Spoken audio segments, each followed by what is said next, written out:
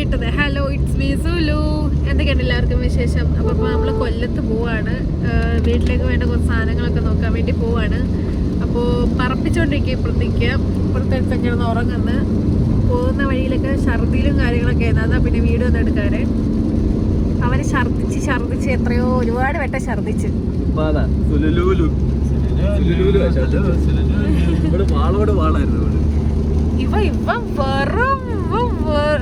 ഇവരെന്ത് പറയണ്ടേ, കണ്ടാ മാന്യനാന്ന് പറയും, പക്ഷെ അങ്ങനല്ല. പിന്നെ ഇത് ഞങ്ങളുടെ കൂടെ 2 ഗസ്റ്റ് ഉണ്ടായിരുന്നു. ഞങ്ങളുടെ 2 പേരും കൂടെ ഉണ്ടായിരുന്നു. പക്ഷെ അവരുടെ വീഡിയോ ഞാൻ അവരോട് പെർമിഷൻ ചോദിക്കാതെ എടുക്കുന്നത് ശരിയല്ലല്ലോ. പക്ഷെ ഞാൻ തിരിച്ചു വരുന്ന വഴി അവരുടെ വീഡിയോ എടുക്കുന്നതായിരിക്കും. അപ്പോ ഇനി നമുക്ക് അവിടെ ചെന്നിട്ടുള്ള വിശേഷങ്ങളൊക്കെ കാണാം. ഞങ്ങൾ നല്ല പോലെ ലേറ്റ് ആയിട്ടുണ്ടായിരുന്നു. ഒരാൾ നമ്മളെ നോക്കി വെയിറ്റ് ചെയ്യാണ്, ആളെ ഇനി പിക്ക് ചെയ്യണം. നമ്മുടെ കൂടെ വേറെ 2 പേരുണ്ടായിരുന്നു. അവരെ നമ്മളൊരു ഓഡിറ്റോറിയത്തിൽ ഡ്രോപ്പ് ചെയ്ത്, അവർക്ക് അവിടെ കല്യാണം ഉണ്ടായിരുന്നു.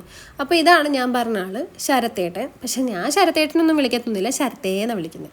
ഇതൊക്കെയാണ് കൂട്ടുകാരനാണ്, ഇവർ ഒരുമിച്ചാണ് വർക്ക് ചെയ്യുന്നത്. അങ്ങനെ കുഞ്ഞുറക്കത്തിൽ നിന്ന് എണീറ്റിട്ടുണ്ട്.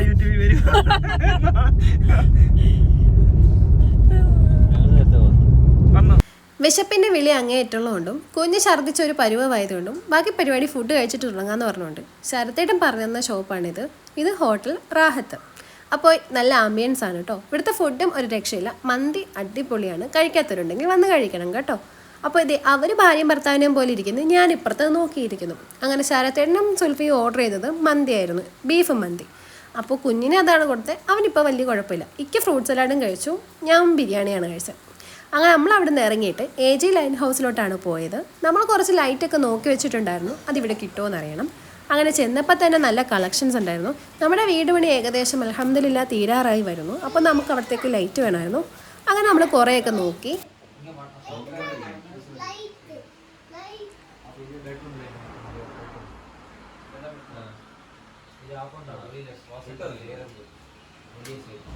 ഇവർക്ക് ഇവിടെ മാത്രമല്ല വേറെ എല്ലാ സ്ഥലങ്ങളിലും ഷോപ്പുണ്ടേ. അങ്ങനെ നമ്മൾ കുറേയൊക്കെ നോക്കി, നമുക്ക് ഇഷ്ടപ്പെട്ടു, അത് നമ്മൾ മേടിച്ചു. ദെൻ ശരത്തേട്ടൻ്റെ വീട്ടിൽ ചെന്നിട്ടുണ്ടായിരുന്നു. അവിടെ അമ്മ നമുക്ക് ചായയൊക്കെ ഇട്ട് തന്നു. കുറേ നേരം അവിടെ ഇരുന്ന് സംസാരിച്ചിട്ടൊക്കെയാണ് നമ്മൾ ഇറങ്ങിയത്. അങ്ങനെ ഞങ്ങൾ കായംകുളം 2-ാം കുറ്റിയിലാണ് വന്നത്, ഫർണിച്ചർ ഷോപ്പിൽ. അങ്ങനെ സോഫ നോക്കാൻ വേണ്ടി അവർ കയറിയിട്ടുണ്ടായിരുന്നു. ഞാൻ വണ്ടിക്കകത്ത് തന്നെ ഇരുന്നു. അവർ പോയി റേറ്റും കാര്യങ്ങളൊക്കെ ചോദിച്ചിട്ട് ബാക്കി എല്ലാവരും കൂടെ പോയി ഇഷ്ടപ്പെട്ടെങ്കിൽ എല്ലാവരും കൂടെ പോയി സെലക്ട് ചെയ്ത് മേടിക്കാം എന്നാണ് പറഞ്ഞത്. അപ്പോൾ വിലയൊക്കെ ഒന്ന് അറിഞ്ഞു വെച്ചേക്കാന്ന് വെച്ചു. ഇപ്പം എടുക്കുന്നില്ല, എല്ലാവരുമായിട്ട് വന്ന് സെലക്ട് ചെയ്യാമെന്നാണ് പറഞ്ഞേക്കുന്നത്. ഇനി ഇവിടുത്തെ വില നോക്കിയിട്ട് വേറെ കുറേ കടകളിലൊക്കെ കയറണം. അങ്ങനെ എല്ലായിടത്തും വില നോക്കി വെച്ചിട്ട് ബാക്കി എല്ലാവരും കൂടെ വന്ന് സെലക്ട് ചെയ്യാമെന്ന് പറഞ്ഞു. ഞാനെന്തായാലും ഇറങ്ങിയില്ല, കാരണം കുഞ്ഞ് നല്ല ചുമയും ഛർദിലും ഒക്കെ ആയിരുന്നു. അതുകൊണ്ട് ഇപ്പം കിടന്ന് ഉറങ്ങുക. അങ്ങോട്ട് പോയ വഴിയൊക്കെ നല്ല ഛർദിലൊക്കെ ആയിരുന്നു. കുറച്ചൊക്കെ എൻ്റെ ഭേദമായി.